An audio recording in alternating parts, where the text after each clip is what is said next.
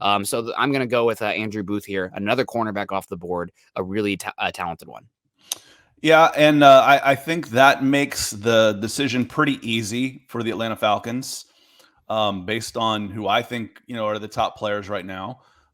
Because again, we'll go back up and we'll highlight Chris. The Falcons need a beast of a defensive end. The defensive end is they have needs everywhere. Don't get me wrong. I could say you need your quarterback of the future, wide receiver. Yes, Russell Gage, God bless him, played his ass off this year. As he got healthy, he started looking good. I still don't want him as a number one, maybe even a number two, but as a number three slot guy. Offensive line, yes, basically everything but right guard. You could upgrade. Running back, yes, you need a running back. Defensive line across the board, other than Grady Jarrett, who is on a 1-year deal. He's got 1 year left on his contract. Linebacker and corner number one. So I need a corner number two also.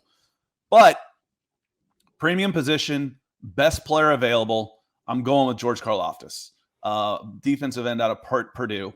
The Falcons had 17 sacks last year. Again, George could come in and have an 11-sack rookie season, break a record probably, at least get close to a record, lead the team in sacks, and that would still put them in last place in sacks. That's just asinine. The defensive backs get better if there's any kind of fear whatsoever coming from the edge. They need two edge guys. They need another defensive lineman in the middle, but you got to start somewhere. This is where I'm starting. Nick, you are an Iowa person. You watch a lot of Big Ten football. Tell me why the Falcons are going to be excited about George Karlaftis being available and taken with the number 8 pick. I think he's going to be a very steady, solid player. A guy that somebody in the league that I spoke with was talking about Karlaftis, and he gave me a comp for him, a guy that you should be maybe familiar with because he was very good for the Saints for a number of years. Trey Hendrickson. Trey Hendrickson does not have the longest arms in the world, but my God, does his motor run hot. He can win inside, outside, and his speed to power is awesome. Karlaftis is I think he's only 20 years old right now, and he was born big. Karlaftis does have a lack of length, but that's kind of the reality. So does Hutchinson. I don't know why Karlaftis gets all this gruff about the lack of length, but we never talk about it with Hutchinson. If you do have length thresholds for your tackles, and Karlaftis comes in at 32.78 or 32 and 7/8, then maybe you have him off your board or slightly down farther. But I think that I haven't really seen it been too much of a problem with him. He can play half man. He's super strong at the point of attack. He's so good with his hands, very refined with his hands.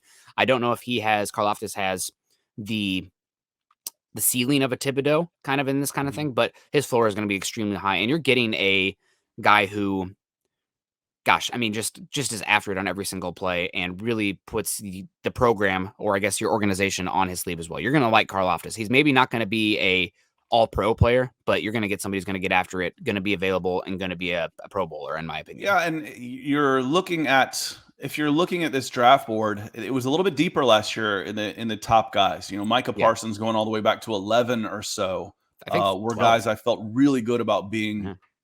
I said, you're either going to get a really exciting prospect or your quarterback of the future if you're drafting in the top 10 and change last year.